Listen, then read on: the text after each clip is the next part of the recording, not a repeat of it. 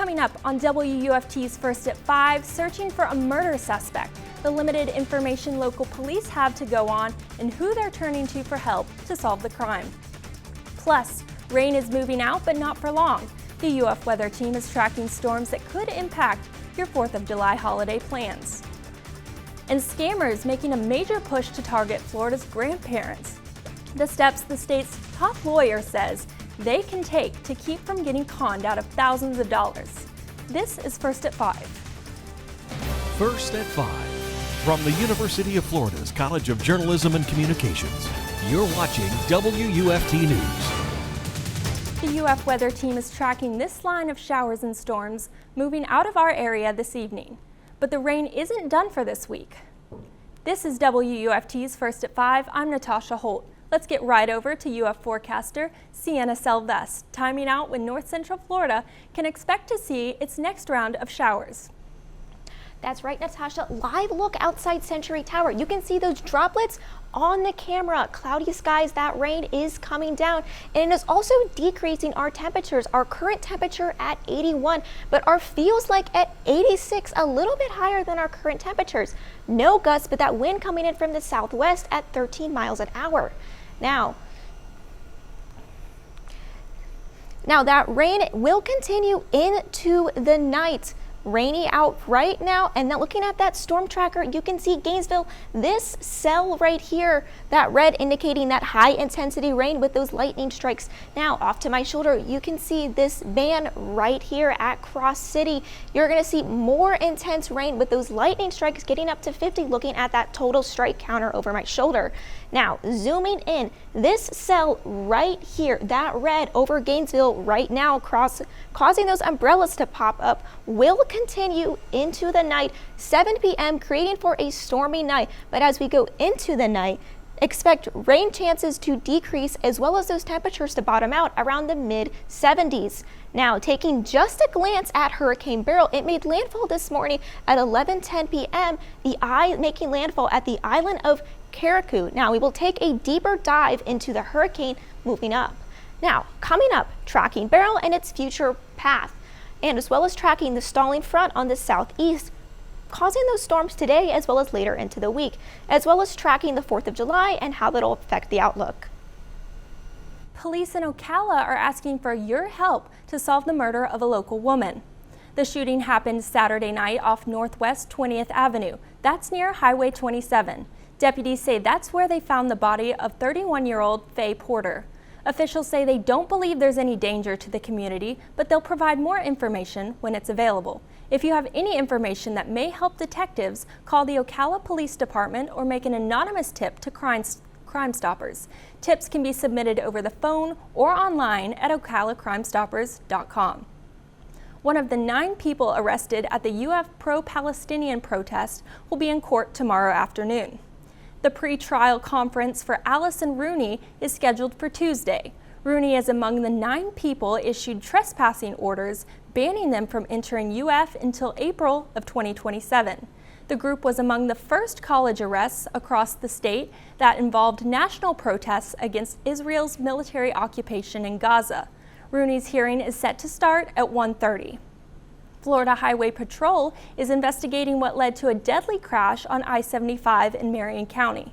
At about 4 p.m. Sunday, a southbound vehicle traveling in the outside lane moved into the emergency lane. There, it collided into a tractor-trailer hauling pontoon boats that was parked in the emergency lane. Troopers say they found the sedan pinned under the tractor-trailer. A rescue team lifted the tractor-trailer from the bottom to dislodge the pinned vehicle. The driver of the sedan was pronounced dead at the scene. Gainesville Fire Rescue is investigating the cause of an apartment complex fire on Southwest 4th Avenue that has left 5 people without a home. At about 2:30 this morning, Fire Rescue responded to a fire in a 2-story apartment building. Fire rescue officials say the team used high-risk maneuvers to quickly extinguish the fire and limit its spread throughout the building. A cat was rescued and received treatment on site, but no injuries have been reported. Florida Attorney General Ashley Moody is warning the state's seniors about grandparent scammers. Under the scam, criminals are making up stories of grandchildren being in legal trouble and stealing money from grandparents who think they're helping loved ones. 6 fraud suspects were recently arrested after stealing more than $250,000 from seniors across the state. Attorney General Moody says it's much easier for people to protect themselves prior to sending money rather than after a bogus transaction has been made. This would not happen. You would never have somebody in a high-pressured way demanding that you come up with cash to get your grandchild out of jail. But remember, these fraudsters and these criminals are very sophisticated. Anyone who thinks they're a victim of a scam can call Attorney General's office at 1-866-9-NO-SCAM. Governor Ron DeSantis has signed dozens of bills over the last several months that were passed during this year's legislative session. More than 180 of those bills will take effect today. 2 of the most controversial bills signed are SB 1492 and HB 931. SB 1492 blocks cities and counties from passing laws that force businesses to protect workers from heat more than federal requirements. Florida does not have any employee heat protection laws, but federal OSHA requirements will stay in effect. HB 931 will allow school districts to bring in volunteer chaplains that meet background screening requirements. Written parental consent will be required for students to participate. North Central Florida hospitals are preparing for July 4th injuries, which are most often caused by misuse of firecrackers and sparklers. Firecrackers can cause injuries to the hands and face if they explode too close to you. Sparklers burn at about 2,000 degrees, which is hot enough to melt metal. Officials say there are ways to safely enjoy fireworks. Health officials warn you to never allow children to handle fireworks. You might consider an alternative such as glow sticks, confetti poppers, or streamers for children. Safety precautions also include never relighting a malfunctioning firework, keeping a bucket of water nearby to fully extinguish them. A record number of travelers are expected to hit Florida roads and crowd airports during the Independence Day holiday. A AAA auto club has forecast 4.5 million Floridians will travel more than 50 miles this week. That's a 7% increase from last year. Orlando, Miami, and Fort Lauderdale are among the top U.S. destinations around the 4th of July holiday. AAA spokesman Mark Jenkins says Floridians should expect crowded roads and packed airports over the next week and a half. Even with the various inflationary pressures that are out there, people are still making travel a top priority. They're budgeting for it. In some cases, people are willing to slap down their credit card, maybe even go into a little bit of debt to do it. Nationally, 70.9 million people are expected to travel for the holiday, around a 5% increase from last year. Florida gas prices are currently $3.44 per gallon, up 12 cents in the past week. Coming up next, when First at 5 returns, a win in the courtroom for former President Trump's immunity claims. But there's still a battle ahead. What the highest court ruled when it comes to presidential privilege. And keeping children and pets safe from hot car deaths. The simple measures Florida law enforcement officials say parents and owners can take to keep these types of tragedies at bay. You're watching WUFT-TV News. Former President Trump has immunity for some of his alleged conduct as president, but maybe not for others. That's what the rulings from the Supreme Court handed down earlier today. The case deals in part with his federal election interference charges, and as Alice Barr reports, the justices rejected the former president's claim of broad immunity. The Supreme Court today setting a new standard for presidential immunity that effectively hands a victory to former President Trump. The High Court ruling the former president is immune from prosecution for official conduct related to his presidential duties while he was in office, though not for personal acts. The tricky part is what is an official act and what is not an official act, and how are we going to decide it? The case now heads to a lower court to sort that out, making it highly unlikely Mr. Trump will go to trial before the November election on charges he tried to illegally overturn the 2020 election results, culminating in the January 6 Capitol attack. The former president calling it a big win, while a senior Biden campaign advisor said the ruling doesn't change the facts, arguing that Donald Trump snapped after losing the 2020 election. Protesters on both sides reacting outside the high court. I think Trump's role on January 6th was the commander-in-chief. I'm outraged that American citizens will go to the polls in November not knowing the details. The decision grants immunity to core presidential powers, including Mr. Trump's contacts with Justice Department officials as he sought to reverse the 2020 results, and outlines presumptive immunity for acts on the outer perimeter of official duties, like his discussions with former Vice President Mike Pence. In the majority opinion, Chief Justice John Roberts writing that immunity for official conduct is necessary to safeguard an energetic, independent executive. In a blistering dissent, the three liberal justices said, quote, "The court effectively creates a law-free zone around the president, upsetting the status quo that has existed since the founding." In Washington, Alice Barr, NBC News. Today, the Supreme Court declined to hear a case about laws in Texas and Florida meant to protect conservative viewpoints on social media. The Supreme Court's decision not to hear the appeal means the laws will remain blocked for now. This delays a final ruling on the constitutionality of the state's laws preventing online platforms from moderating their own websites. Lower courts will now have to sort out the major constitutional questions involved. Supporters of the Florida and Texas laws say they would help guarantee freedom of speech for internet users. Opponents said the laws infringed on the First Amendment rights of the platforms. With the extreme heat of Florida summers, law enforcement officers are reminding parents to always stay focused and use extra safety measures to ensure no child is accidentally left in a hot vehicle. According to statistics from kidsandcars.org, 29 children died nationally in hot cars last year.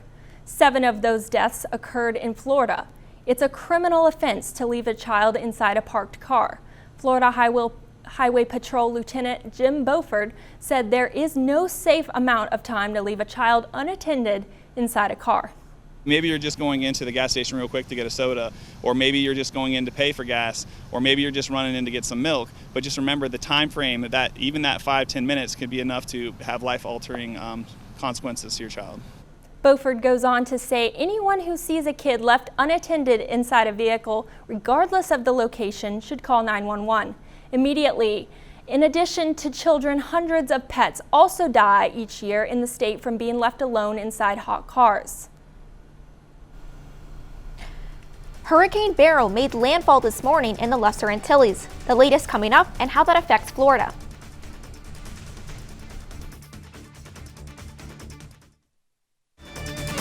You're watching WUFT-TV News. Welcome back. Hurricane Beryl made landfall just this morning with those winds topping at 150 miles per hour. Now, taking a look at the future tracking the tropics, we can see Hurricane Beryl just this morning, Monday morning, 150 miles per hour winds. As we zoom in and go towards tomorrow and Wednesday, we can see the Category 4 is supposed to be bumped down to Category 3 as it continues going westward.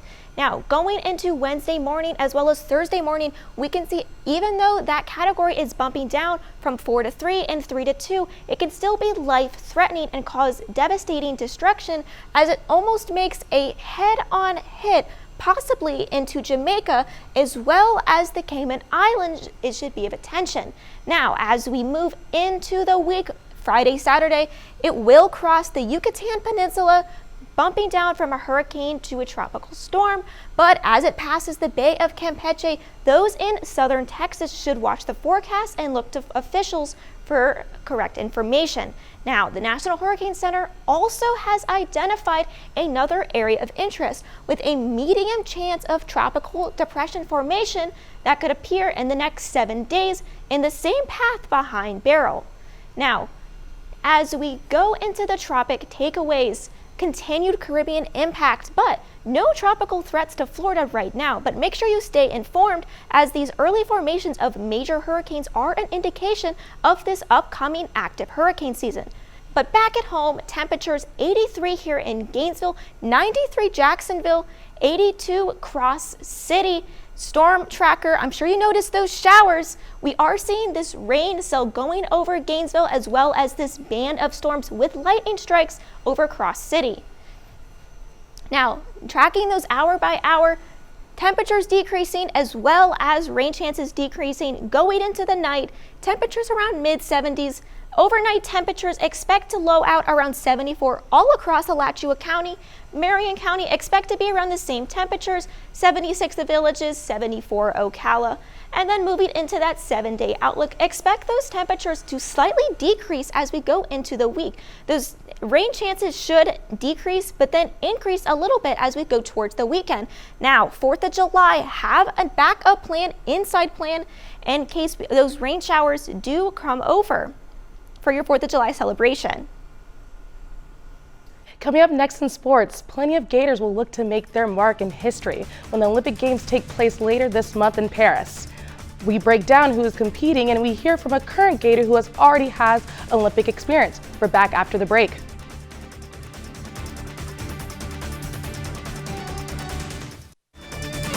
You're watching WUFT-TV News. Welcome to sports. I'm Jordyn Banks. Team USA is almost set for Paris, and as Mark Barger reports, with the job of making the team done, athletes can start preparing for the games.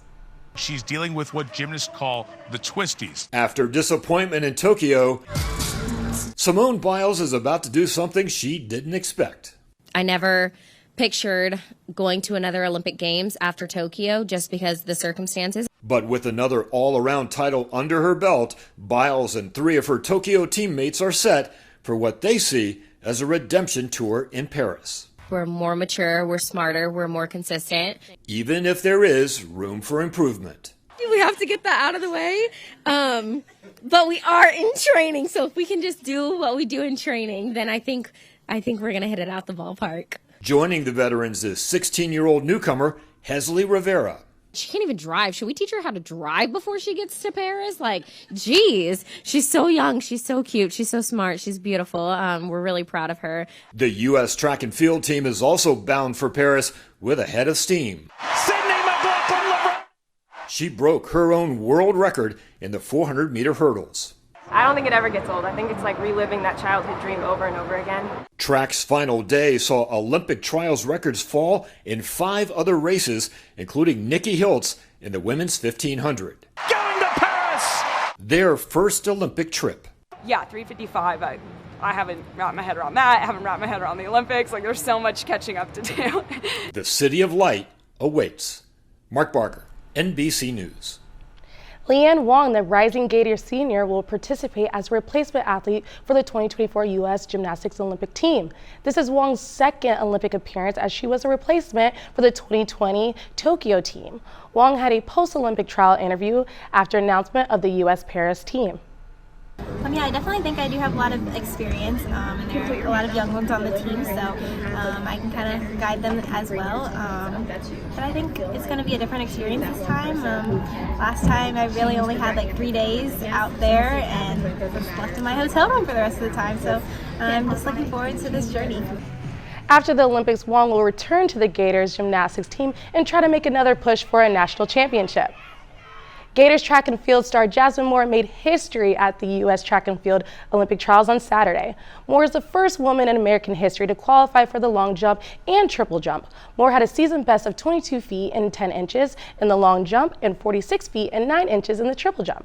Other Gators that have qualified for the Summer Olympics are Grace Stark in the 100-meter hurdles, Grant Holloway in the 110-meter hurdles, Malcolm Clemens in the long jump, Anna Hall in the heptathlon that consists of multiple events such as the 100-meter hurdles, high jump, and shot put. And Parker Valby in the 10,000-meter run also qualified. Thanks, Jordyn. I loved hearing about the Olympics. I'm such a big Olympics fan, and I'm looking forward to watching them this summer. Same, I'm excited. Sienna, can we get another check of the weather? Yes, of course. So those temperatures are expected to increase slightly as we go throughout the week, as well as those rain chances. So make sure you have an umbrella for your celebratory Thursday. Thanks for joining us. We're back here tomorrow for another edition of First at 5. But your North Central Florida news is always on at WUFT.org. Have a wonderful night.